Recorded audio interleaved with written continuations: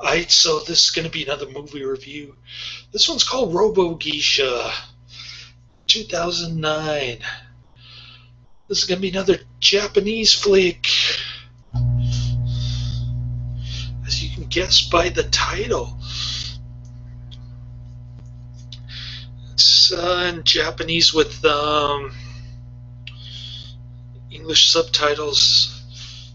Japanese is pretty slow compared to English, so the subtitles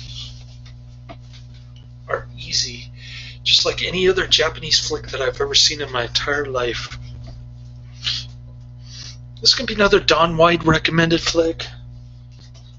Unfortunately, I'm giving it 2 out of 5 stars, which is lower than the IMDb rating, but not by much. Gets a 5.3 out of 10 on IMDb. This is like Tromaville,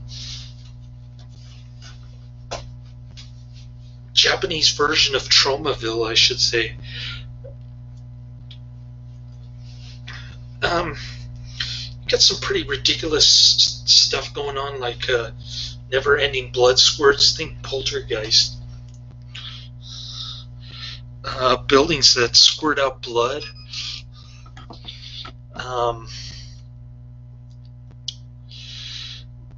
Butt swords and butt ninja stars. Sports bras that shoot out bullets and hell's milk. It's just one lame stunt after another. And not much in the way of plot. I mean, there's this badly stereotyped kind of villainous Japanese businessman, steel magnate. He's got some kind of shady business on the side, making a weapon that's supposedly 6 times more powerful than an atomic bomb. And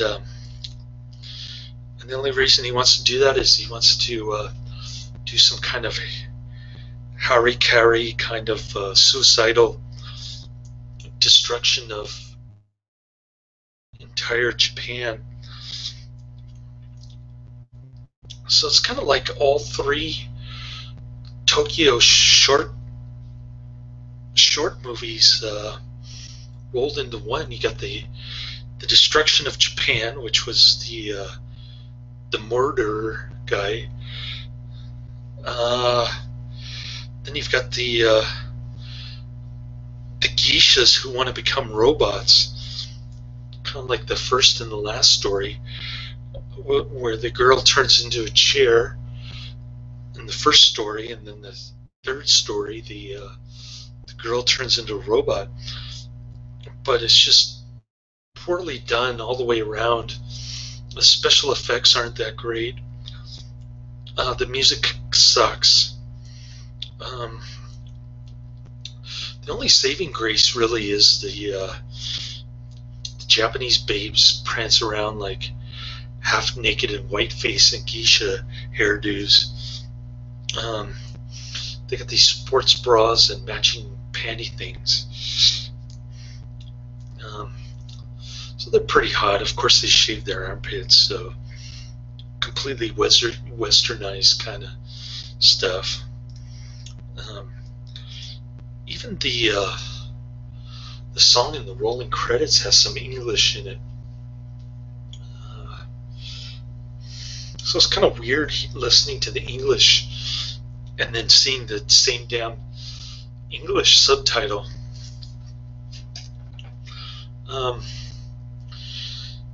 Yeah, so this is another Don White disappointment. As I mentioned before, as I go down his list of recommended movies from 2012, the movies on the bottom are kind of... it starts getting progressively worse from top to bottom. Let me put it to you that way. The only exception being the last one that I just saw, Jesus Christ Vampire Slayer. That one had me laughing non-stop throughout the entire movie. Um, Great horror comedy. Um,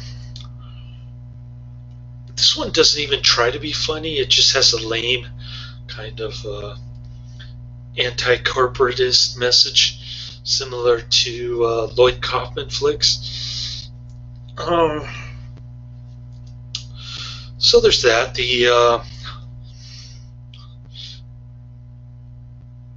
There's an inexplicable fight scene in the beginning.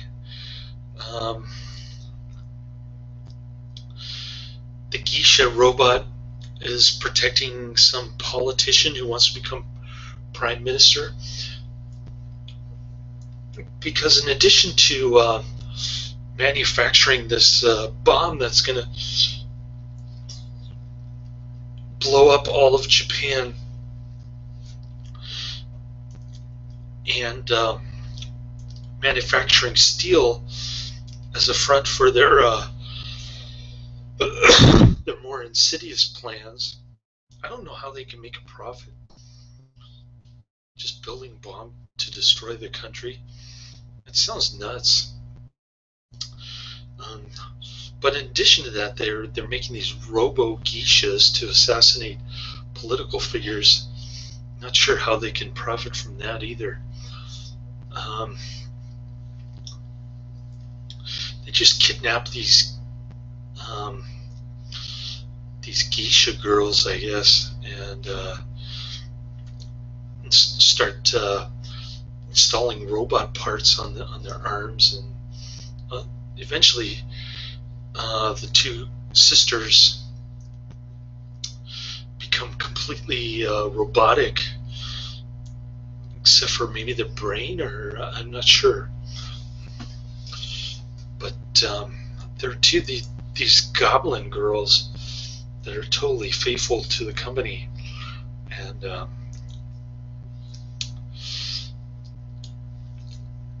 so initially the two sisters hate each other.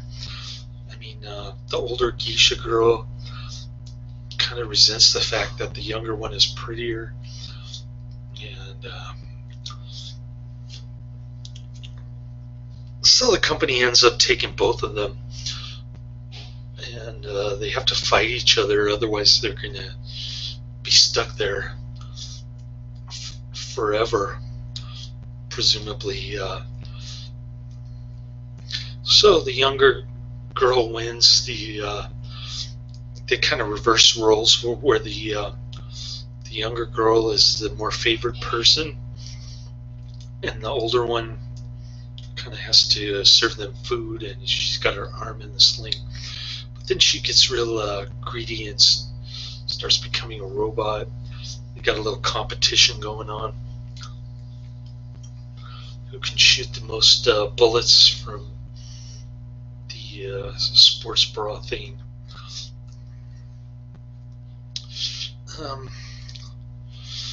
So this goes on and on.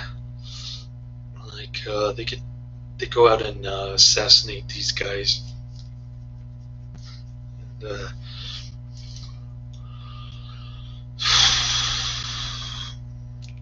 it just, there's no plot really. I mean, I couldn't find any redeeming characters in this movie. Not a single one. And so that's why I'm giving it a 2 out of 5 stars. This is a big disappointment. I kind of didn't know what to expect by this movie, but definitely not one of the better Japanese movies that I've seen over the years, and I've seen a lot.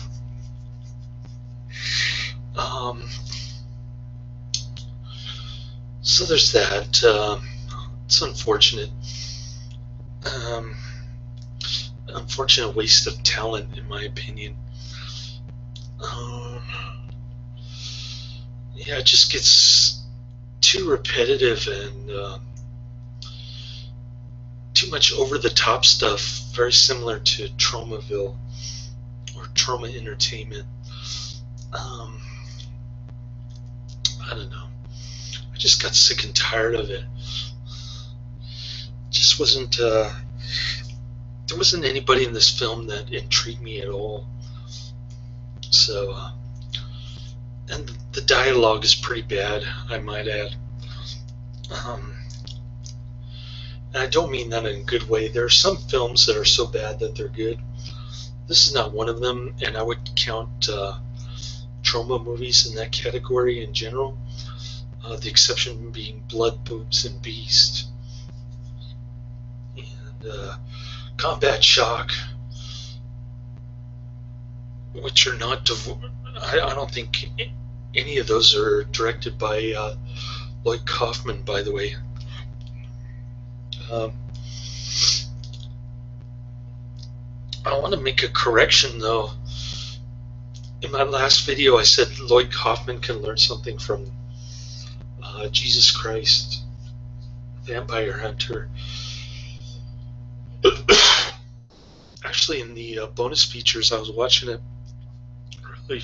earlier today at Starbucks. The director has a little blurb that Lloyd Kaufman was his inspiration. I found that rather hard to believe. I guess they're cross-promoting each other, much like I do on my YouTube channel. Or at least I try to cross-promote other channels. I only got 2 people to sign up for that shit. I couldn't get Shirley Lai or Crystal Jingjing Lee.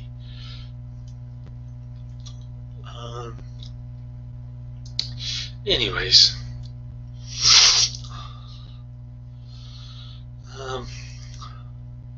it's pretty sad.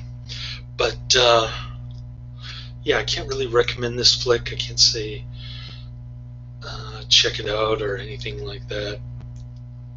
There's just no real redeeming value unless you like watching Japanese babes fight each other in spandex or go and kill. I don't know what it is about these Japanese movies where the women are like robots. I guess they have no they're not exactly social butterflies, is what they're trying to say. Or they don't go out of their way to socialize on the friggin' bullet train. So at the end of the movie, they're like this evil corporate guys, Japanese guys. They want to stick up this mega bomb inside Mount Fuji. And that's about it. I mean, what else can I say about this movie? They've got napalm shooting out of the robot geisha here. What other kind of funky stunts do they have? 2 corporate guys have like bullets popping out of their shoulders. And the one guy at the end, he's like Frank Oz type puppet operator, making the castle walk like a robot up on the top of Mount Fuji to drop the bomb. I don't spoil too much of the ending, but I don't know. Just not a great flick. I couldn't find too many good qualities. I didn't think it was funny at all. I thought it was kind of repetitive and over the top kind of stuff. I don't know. I just didn't think it was very original or interesting storyline wise. I just thought it was kind of cliched and overdone, kind of like burning a steak or something like that. Yeah.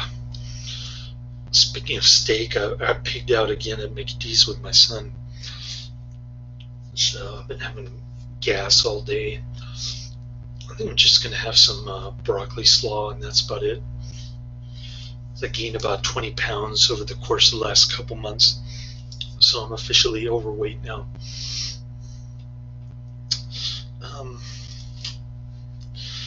Anyways, I bought my son some Ninja Turtle Mega Blocks. He got so excited when we were outside of Starbucks, like he was getting ready to build it or whatever. He started running really fast to the table, and he fell face first onto the concrete there. So I don't know if he has a broken jaw or what's going on, but I told his mom to schedule an emergency appointment for the dentist tomorrow. Crazy kid, always doing crazy stuff, man. Anyways, he's 6 years old. He doesn't know any better. I can't really criticize him that way, but man, scared the crap out of me. His mouth was all bloody. He had a wiggly tooth. Thank God it was his baby tooth. He was crying. I had to like take him inside the bathroom, give him some warm water to make the blood stop. So that was kind of a weird scene today. After church, after going to Toys R Us, he picked out a relatively cheap Mega Block set. Thank God. But man, that kid gets injured and sick like no other kid. Nothing, no kind of major stuff, but he has a fractured jaw, man. That means he is going for surgery. So I'll pray for that he doesn't have a fractured jaw. But good thing I took him to urgent care right away.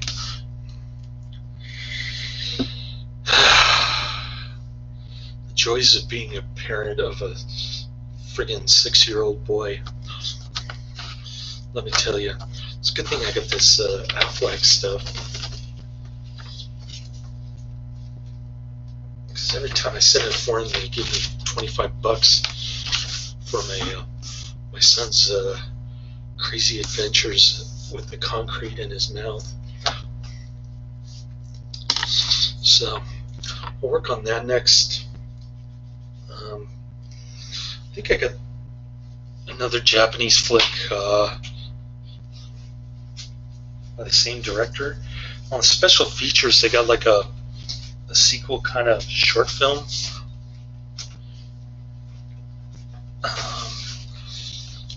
It's kind of weird. It's like 10 minutes, and then it says to be continued. Then it has another kind of synopsis of the previous episode. And then then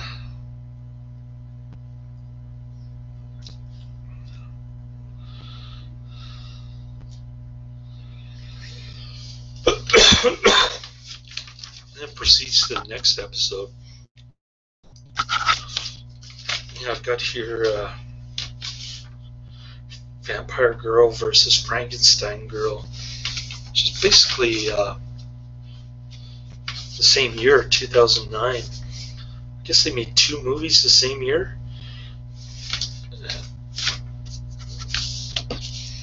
It's rated TV mature for ridiculous amounts of blood. It's gotta be the same as RoboGeisha. I'm guessing that'll give it 2 out of 5 stars, but I don't know. This RoboGeisha is 1 hour 42 minutes. Freaking too long, and then they do a follow-up sequel kind of short film bullshit. It's basically the same plot line, or lack of plot line, I should say.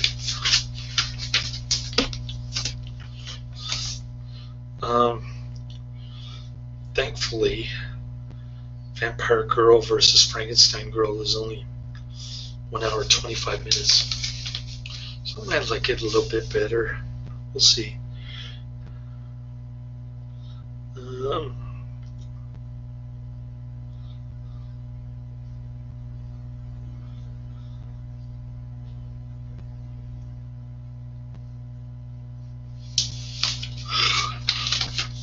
I'm guessing that it's not like the Al Adamson Frankenstein versus Dracula movie. That's just my guess. But based on the movie I just saw, I think I'm probably giving it 2 to 3 stars out of 5 stars. I'll just make that prediction flat out based on the RoboGeisha movie and then the follow-up short film. I'm just saying, man. I can't really get into this. It does get a kind of low, mediocre rating on IMDb, so I'm not that far off in terms of general opinion there. Not that general opinion means anything, but I'm finding that I'm getting closer and closer to IMDb ratings when I watch these.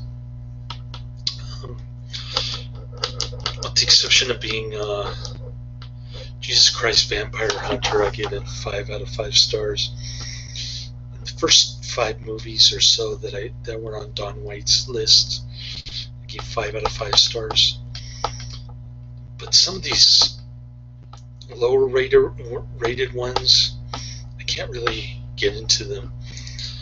And I know Don White's not watching this, so I don't care if he's offended by it, because he's not watching anyway. So I guess I can talk shit about this movie if he's not watching it. Lates.